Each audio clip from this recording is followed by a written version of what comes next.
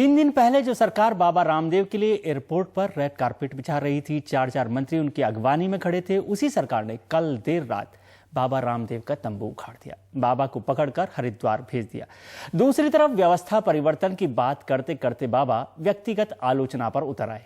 पहले चुपके बाबा के आंदोलन का समर्थन करने वाली बीजेपी और आरएसएस अब उनके लिए सामने आ गए और कंफ्यूज अन्ना ग्रुप भी फिर से सरकार के सामने खड़ा हो गया। लेकिन सरकार ने जो वादे किए हैं, क्या वो वादे अब भी पूरे किए जाएंगे? आज चर्चा इसी प्रोग्राम में सत्याग्रह पर लगे ग्रहण की। मेरे साथ हैं मुंबई से कांग्रेस के सांसद संजय निरुपम और दिल्ली में बीजेपी के वरिष्ठ नेता सांसद मुख्तार अब्बास नकवी। आप सबका बहुत बहुत स्वागत है। संजय निरुपम साहब, सबसे पहले बातचीत आपसे करते हैं कि ये एक चिट्ठी मेरे पास पड़ी है जो कपिल सिब्बल साहब ने बाबा रामदेव को दी थी, जिसमें कहा गया था कि काले धन को वो एक नेशनल एसेट के तौर पर डिक्लेयर करने की सरकार कोशिश करेगी। तो रामदेव से तो सरकार नाराज हो गई, लेकिन क्या इस वादे को पूरा किया जाएगा?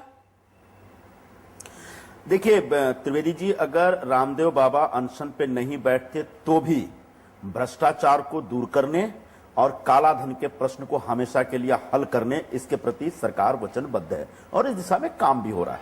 अब हुआ ये, आपने जो बात रखी कि 3 दिन तक हम बाबा क्या मनुहार कर रहे थे और उसके बाद अचानक गिरफ्तार करना पड़ा। हुआ ये कि बाबा ने जब ये विषय रखा कि इन विषयों के ऊपर मैं अनशन करना चाहता हूं, तो 3 दिन नहीं बल्कि लगभग 20-25 दिनों तक लगातार सरकार ने अपनी भूमिका रखी कि साहब आप जो सवाल उठा रहे हैं उन सवालों का जवाब ये है और आपके पास अगर कोई सजेशन है तो उसको हम स्वीकार करने को तैयार है, क्योंकि हम मन से, ईमानदारी से, पूरी निष्ठा के साथ इस विषय के ऊपर काम कर रहे हैं। अब बाबा ने जो एक हमारे देश में जो साधु संतों की एक परंपरा है उसका मान सम्मान करते हैं, इज्जत करते हैं। मैं खुद साधु संतों का आदर करता है, लेकिन सन्यासी को ईमानदार होना चाहिए, झूठ नहीं बोलना चाहिए, धोखा नहीं देना चाहिए। बाबा ने जिस प्रकार से एक पर एक झूठ बोलना शुरू किया और धोखा देना शुरू किया और उसके बाद एक राजनीतिक स्टंट तैयार करके ये कह रहे हैं कि 99% मांगे मेरी मान ली गई हैं, उसके बाद कह रहे हैं मैं अनशन जारी रखूंगा। लोगों को ये नहीं बता रहे कि सरकार के साथ चिट्ठी क्या लिख करके आए हैं उनके लोग।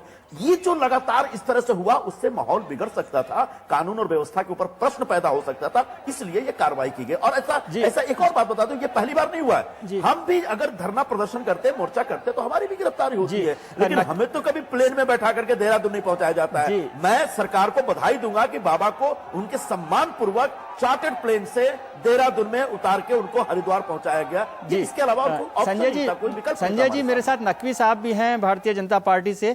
नकवी साहब, आपकी पार्टी तो बहुत लंबे समय से भ्रष्टाचार के खिलाफ आंदोलन करती रही है, मांग करती रही है, लेकिन जब बाबा सामने आए, अन्ना हजारे सामने आए, तो आप पीछे चुपचाप क्यों बैठे रहे? क्या डर था कि कांग्रेस आप पर निशाना बनाएगी कि अन्ना के साथ यदि रहेंगे तो अन्ना का मूवमेंट खराब हो जाएगा, बाबा रामदेव के साथ होगा? बाबा रामदेव के सामने तो बात भी आ गई, कांग्रेस के नेता कहते रहे कि आप और आरएसएस जो है उनका समर्थन कर रहे थे, तो कोई बहुत अपराध बोध है क्या?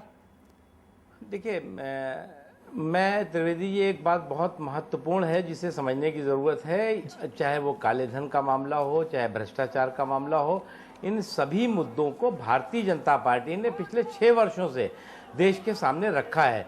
जब 2005 में स्विस बैंक ने खुलासा किया कि भारत के बड़ी संख्या में लोगों के धन स्विस बैंक में जमा है, तो उस समय से भारतीय जनता पार्टी के शीर्षस्थ नेता आडवाणी जी और तमाम लोगों ने इस मुद्दे को उठाया। तो इसलिए उसके साथ कौन जुड़ा, हम उसके साथ जुड़ गए। ये कहीं कोई कतई वो नहीं। लेकिन जहां तक सवाल है कल का, ये बर्बरता की पराकाष्ठा और बेशर्मी की जो है हद हो गई है।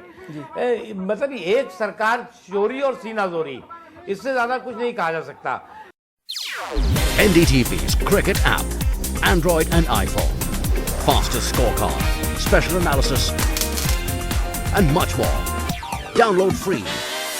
ndtv.com/apps.